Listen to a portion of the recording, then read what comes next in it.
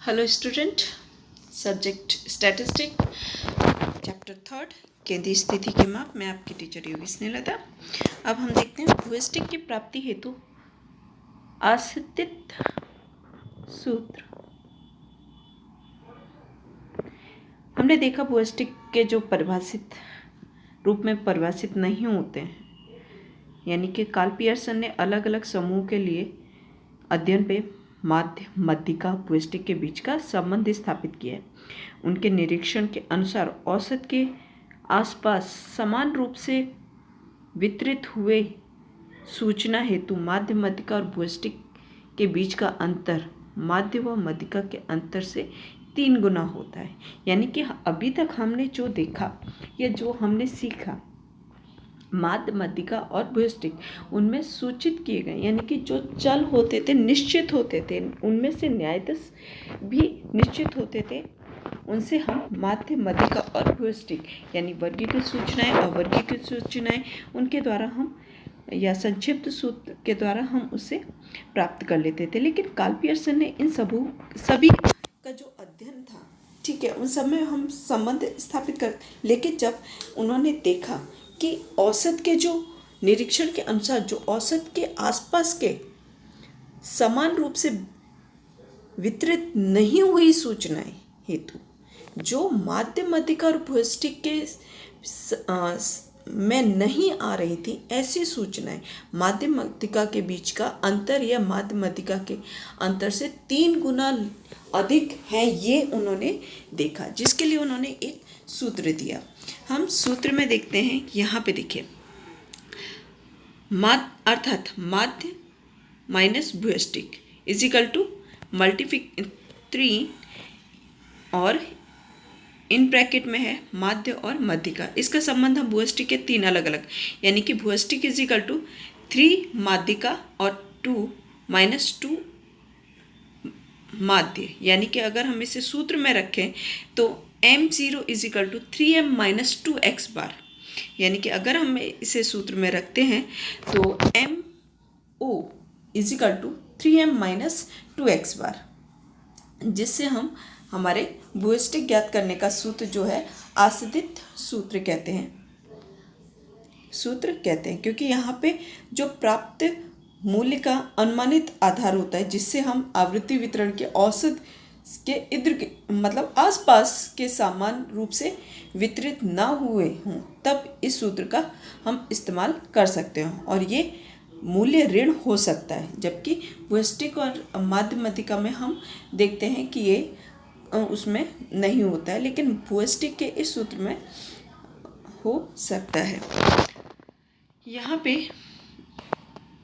भूयष्टिक का ये सूत्र किन परिस्थितियों में इस्तेमाल होता है? पहला है वर्गीकृत सूचना में प्रत्येक अवलोकन एक बार आता हो, जबकि भूयष्टिक जो है, भूयष्टिक में जो अवलोकन है उनका एक से अधिक बार पुनरावर्तन होता है। तो जिन अवलोकनों का पुनरावर्तन एक से अधिक बार हो, हम उसे भूयष्टिक कहते हैं।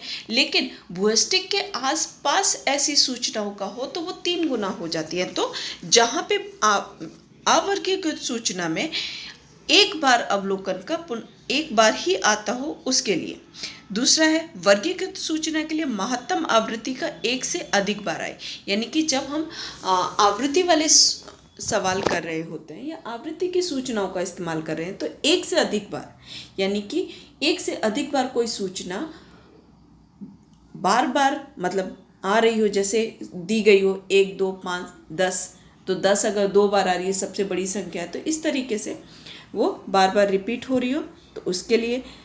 या तीसरा नंबर है सतत आवृत्ति वितरण में असमान वर्ग लंबाई हो। ज़्यादातर हम समान वर्ग लंबाई देखते हैं कि जो वर्गों का अंतर है वो समान होता है। अगर वो समान ना हो तब हम इस सूत्र का इस्तेमाल करेंगे। चौथा दिया है चल के लिए मिश्र माध्य हो जो आंशिक असतत और शेष वितरण सतत हो, यानी कि मिश्र माध्य में आंशिक असतत भी हो और सतत भी हो, तब हम इसको इस्तेमाल करेंगे। और लास्ट वाला है, कहा गया है कि आवृत्ति वितरण के वक्र का बाईं या दाईं ओर के किनारे अत्यंत खिंचा हो। जैसे हमें पता है कि भूयष्टिक का जो किनारे होते हैं तो वो दोनों तरफ इन्फिनेटिव होते हैं, अनंत होते हैं, कि वहाँ तक वो उनकी सीमाओं से परे होते हैं। तो इस तरीके से इन सभी परिस्थितियाँ जब हों तो हम आश्रित सूत्र का इस्तेमाल करते हैं। अब हम भूयष्टिक के गुण और दोषों के बारे में चर्चा करते हैं। तो सबसे पहले गुण, तो पहला गुण है वह समझने व गणना करने में सरल होते हैं, क्योंकि यहाँ पे सूत्रों का बहुत ज़्यादा मायाजाल नहीं है, आसानी से समझा जा सकता है, गणना करने में सरलता होती है, उसे निरीक्षण से प्राप्त किया जा सकता है। तीसरा है उस पर अति बड़े व अति छोटे अवलोकनों का प्रभाव नहीं होते। बहुत कम अवलोकन है या बहुत अधिक अवलोकन, उससे फर्क नहीं पड़ता है। हाँ, अवलोकनों का पुनरावर्तन है वो सीधा सीधा भूयष्टिक आ जाता है, या अति महत्तम संख्या है तो उसके द्वारा हम ज्ञात कर सकते हैं। उसका मूल्य ग्राफ द्वारा प्राप्त किया जा सकता है, यानी कि भूयष्टिक का जो मूल्य है वो ग्राफ के द्वारा भी प्राप्त किया जा सकता है, जो हम आगे देखेंगे। नेक्स्ट यहाँ पे इसके गुण हैं तो इसके दोष भी होंगे। तो दोष में पहला है वह निश्चित रूप से परिभाषित नहीं है, यानी कि पूरी तरीके से डेफिनेशन उसका नहीं दिया है। दूसरा है दिए गए चल हेतु एक से अधिक भूयष्टिक हो सकते हैं, क्योंकि जब जो मूल्य है, अवलोकनों का मूल्य है, वो एक से अधिक बार पुनरावर्तन होते हैं, तो एक से अधिक बार होने से उनके एक ही संख्या, एक दिए गए चल जो हों उनमें एक से अधिक संख्या बार बार उसकी पुनरावर्तन हो रही, तो एक से अधिक उनके भूयष्टिक हो सकते हैं। जबकि कितनी बार भूयष्टिक ज्ञात किया नहीं जा सकता, क्योंकि बहुत एक से अधिक हैं और वो पुनरावर्तित हो रहे हैं तो उनमें मुश्किल पड़ती है। वह सभी अवलोकनों पर आधारित नहीं होते। चौथा है माध्य की तुलना में उसके न्यायाधीश की स्थिरता कम होती है। माध्य में स्थिरता अधिक होती है, जबकि भूयष्टिक में परिवर्तनशीलता ज़्यादा देखने को मिलता है। वह विशेष बीजक क्रियाओं से अनुकूल नहीं होता है, यानी कि दूसरा जो बीजक हैं उनके साथ उनकी अनुकूलता स्पष्ट नहीं होती है। अब हम इसको आगे देखते हैं।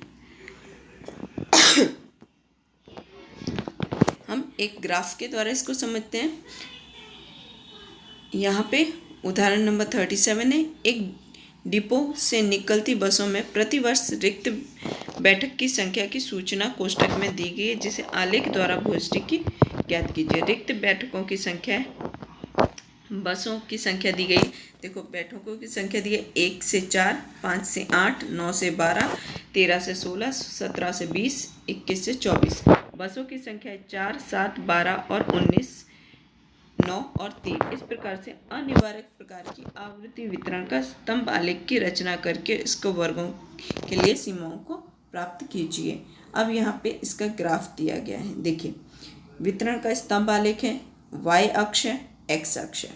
ठीक है, y अक्ष है, y अक्ष में 2 बैठक रखा है, इसमें x में भी 2 रखा है। तो यहाँ पे y अक्ष पे बसों की संख्या दी गई है। बसों की संख्या देखिए 4, 7, 12, यानी सबसे छोटा है 3, तो 2 से प्रारंभ किया है। और उसके बाद x है बैठकों की, यानी 4 से 1 से 4, 5 से 6, 5 से 8, 9 से 12, इस तरीके से। तो सबसे अधिक संख्या कितनी है? 24 है। तो वर्गों का लिया है यहाँ पे। ठीक है, तो हम यहाँ पे सबसे पहले 1 से 4 देखिए विद्यार्थी मित्रों, 1 से 4 में वर्ग दिया है। ठीक है, बसों की संख्या और उसकी संख्या कितनी है? 4, और यहाँ पे 1 से 4 का वर्ग बना है।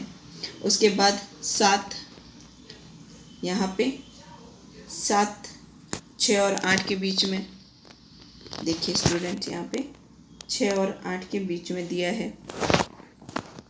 उसके बाद नेक्स्ट कहा गया है 9 से 12। 9 से 12 में देखिए 8 के बाद का 9 से और 12 का वर्ग है, लेकिन उसकी संख्या कितनी है? 12।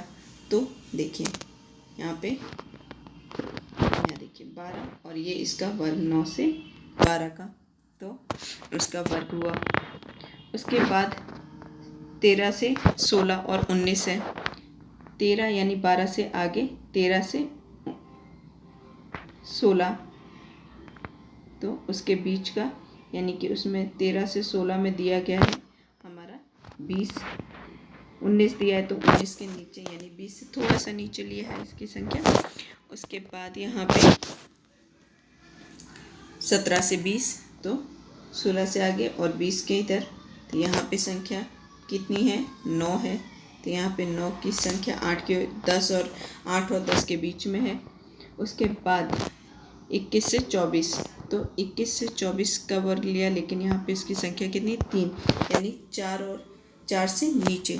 अब इन सभी को जोड़ के बनाया गया है। अब इसकी Q यानी कि जहाँ पे इन सभी का छेद बिंदु है, यानी कि देखिए यहाँ से इन सभी का बनाया है, तो यहाँ पे इससे ये और ये जिस बिंदु पे काट रहा है, ठीक है, उस बिंदु पे यहाँ पे यानी कि भूयष्टिक 14 आया है। ठीक है, यहाँ पे भूयष्टिक 14 है, ये स्पष्ट होता है। तो यहाँ पे इस तरीके से हम ग्राफ द्वारा स्टूडेंट्स हम ये सवाल को कंप्लीट करते हैं। यहाँ पे ये चैप्टर भी कंप्लीट होता है। Okay, thank you.